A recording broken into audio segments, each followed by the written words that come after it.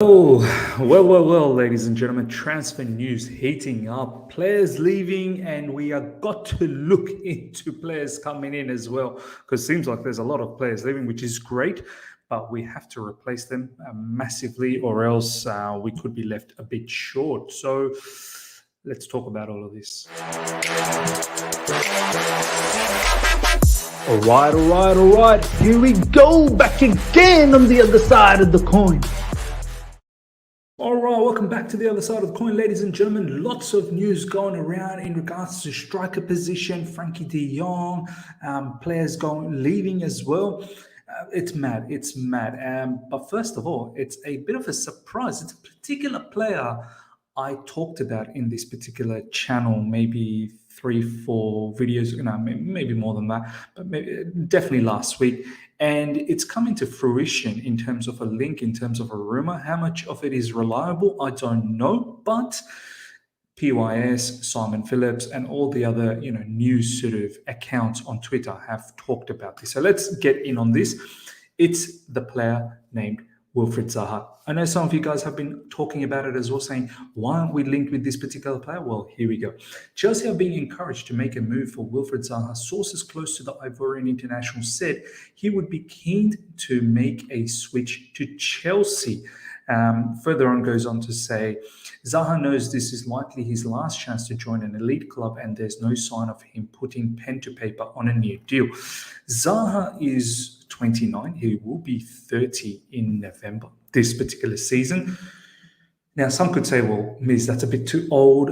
Others may think, now that's good experience, wealth of experience. He seems still very fit. As you guys would have seen against Arsenal, we did the watch along on this particular channel. He is still the main outlet for Crystal Palace and the only player that seems to be taking players on from that particular team, who seems like who can create a bit of chaos as well. Look, the stats say he's got some of the best pressing measures at the moment. He's like very high up there, possibly in the top 3 people in the Premier League or in Europe, I think, that has great press percentages. This guy, will work hard. He will definitely, without the ball, will defend from the front.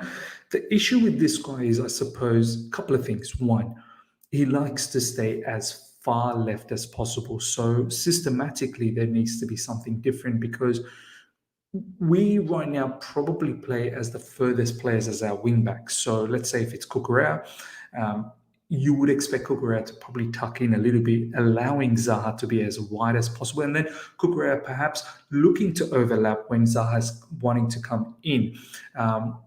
In essence, it's not a bad thing, that particular play. We could also have Cucurella playing as an inverted winger, possibly making that numbers in the midfield, which is also great, allowing Zaha all the space. Then the question is, some of you guys might say, what about Sterling? Sterling can play anywhere up front, whether it's in the middle, whether it's in the right. Some even say that on the right side, Sterling's even more effective. Look, for me, Wilfred Zaha, ladies and gentlemen, someone who can take his man on, someone who can shoot from distance. He's got great shooting technique. He's got that bite about him. I guess that can also be a negative. That's the other negative that I want to talk to. It's his attitude that worries me. He picked up a yellow card against Arsenal unnecessarily because he was arguing and shouting with the referee. He has a tendency of doing that. He has a tendency every now and then to pick up a red card as well. That's something that he needs to keep in check. But besides that, from an attacking standpoint, I think he's a very, very good option for us. It may become a bit too late now. Obviously, the Premier League season's already started.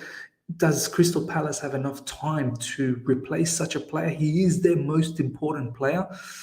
I don't know. Maybe this is becoming probably not so feasible. But look, this is not a player that I would have advocated from the get-go earlier on in the transfer window. No, not at all. There were other players that we were rumoured with, Ousmane Dembele, Rafinha, so on and so forth. But all of those options have been eaten up. So now we have to think about a player like Zaha. And in my opinion, it's not a bad case scenario. You let me know how you feel about Wilfred Zaha, because as I know, some of you guys actually like him. Okay, next story, ladies and gentlemen. I'm still checking the amount of Chelsea's next bid. Fofana really wants to join Chelsea. This is from Fabrizio Romano. Look, he wants to join Chelsea Football Club, undoubtedly, because a youngster, 21-year-old, when you have Chelsea knocking on the door, you're going to have to turn your head. You have to, because as much as he probably respects Leicester for giving him the break, and he's doing well at Leicester again, he was the standout defender against Brentford. When Chelsea come around, top club, you're gonna have to make a decision. So look, it's now up to Leicester. Do they let him go? Do you want to keep a player that's potentially, could go down could go down later on as someone who's disgruntled? Look, I don't think he will be unprofessional, but he may not have the 100% heart to play for Leicester City. We are gonna have to break the bank. We will. Leicester has got all the power in this 5-year contract left with Wesley Fofana. Chelsea, look, the equation is quite simple. Pay up the 80 odd million. I think 80 million pounds does the job, and you get yourself Wesley Fofana. Is that something that I want? No. I think when you look at the caliber of defenders that we've let go of in terms of De Ligt, in terms of Skriniar, in terms of Kimpembe, because of the price, Kimpembe is one that we apparently don't appreciate the price. Are you telling me Kimpembe, a World Cup champion, winner, is not a better defender than Wesley Fofana? So for me, the price is an issue, but in terms of the talent for this particular player, I've got no concerns about that one bit. But look, I actually see this situation at the moment now that we need someone like Wesley Fofana, because I don't want to carry on with relying on Azpilicueta or Chalobah on a full-term stretch on that RCB position. I want Chalobah to get immense competition so he develops as well. So Wesley Fofana, price aside, is needed on that right side, and can play on the middle as well down the track, because we do have to think about the future. This isn't just for now, it's down the track as well.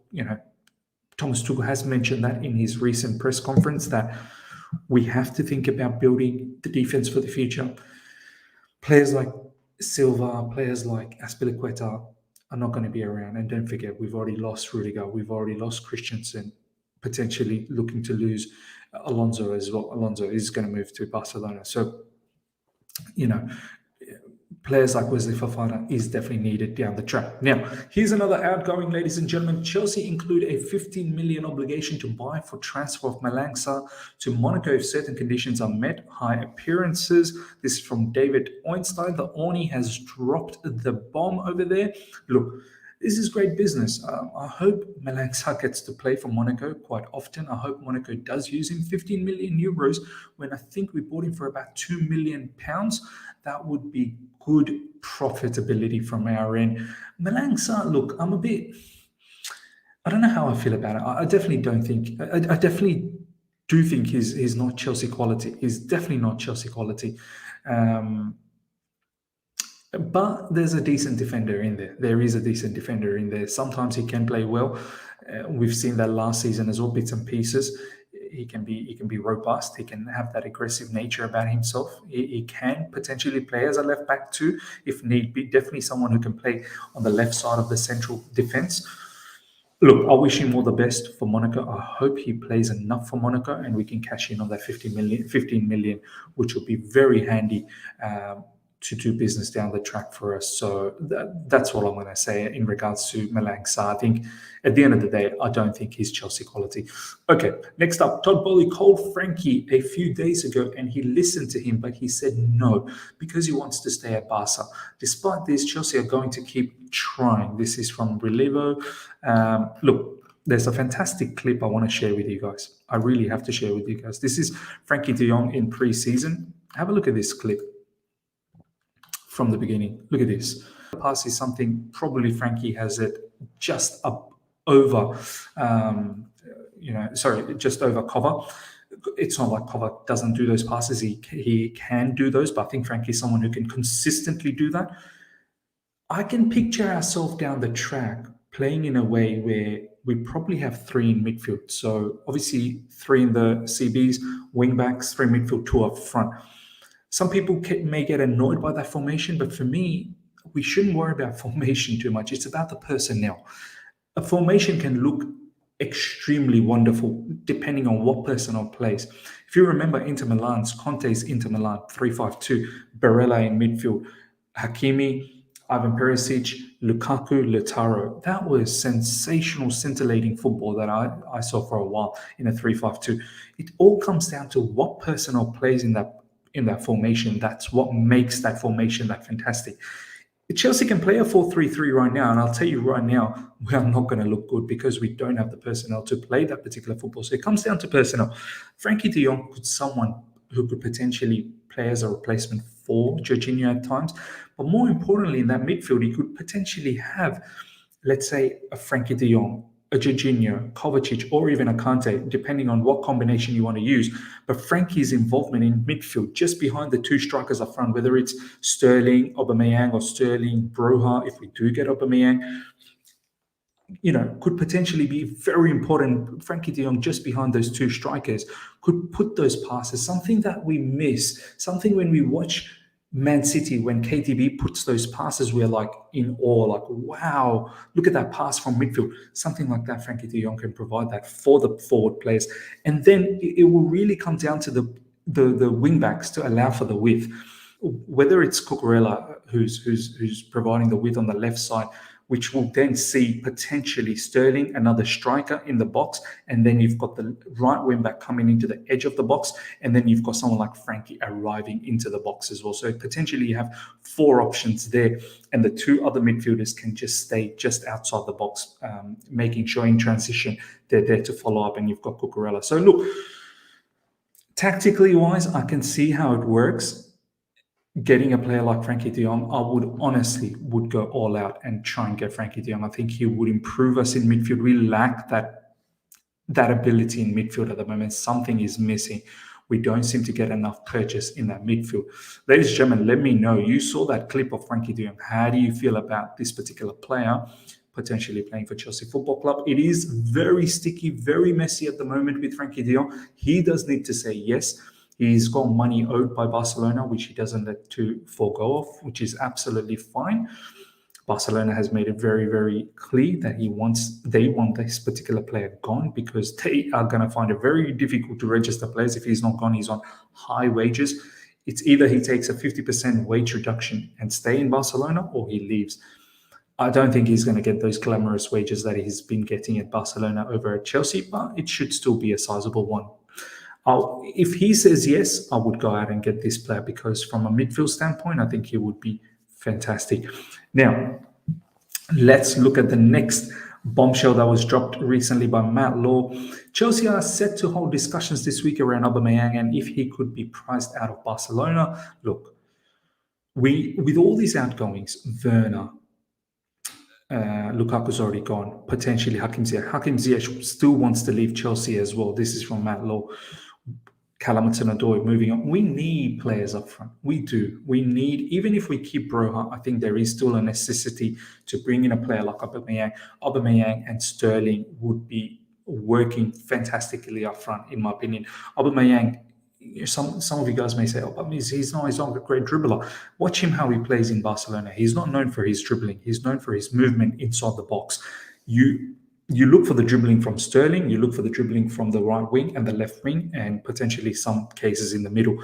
You just need Aubameyang to make those great moves into the box, go behind the defense, or be very good in tight spaces and finish things off. One thing Aubameyang is good at is finishing, and the Premier League, if you look at the history, he's been absolutely devastating. So look, for me, Aubameyang, if there is an opportunity, we should try and get him. Other than holding talks over Fofana, De Jong, Aubameyang, Chelsea are still looking at a potential right-back signing. Look, I've been saying it. Reece James as a right wing-back, I like him. I really do. At the moment, I don't know where his headspace is. He's not been up to the standard, but I know, surely enough, he'll come into fruition. But I can't have Azpilicueta being the backup in that position. This is why I wanted Azpilicueta to move on. No disrespect. I love Azpilicueta, but for me, he's not adequate backup for right wing back. He can do a job in RCB, but I'd rather have someone more dynamic. So this is why I need someone on that right side. This is why I've advocated in recent times for Dumfries, for Kyle Walker-Peters, because we need that dynamism, that robustness, that player that can be 1v1. This is where I think Reece James lacks at times, that 1v1 scenario. We need that. When we are going to rely a lot on left wing back and right wing back to join the attack and give us options, you need those players to be equally good in attack as they are in defense. So look, I'm all up for us getting another right wing back, right back, whatever the case is. I think it's necessary. Ladies and gentlemen, you let me know how you feel about all the news we've gone through. It's been a loaded one with a whole heap of information about all the things that's going in Chelsea transfer news at the moment, but it's exciting times. It's exciting times. Let me know how you feel about Frenkie de Jong. Let me know how you feel about Aubameyang. I would love to hear from you guys in the comment section below. Smash the like button if you've enjoyed this. If you're here for the first time, subscribe. Hit the bell notification to stay in touch with all my content. I shall see you guys for a live sometime tomorrow early UK time. Until then, see ya.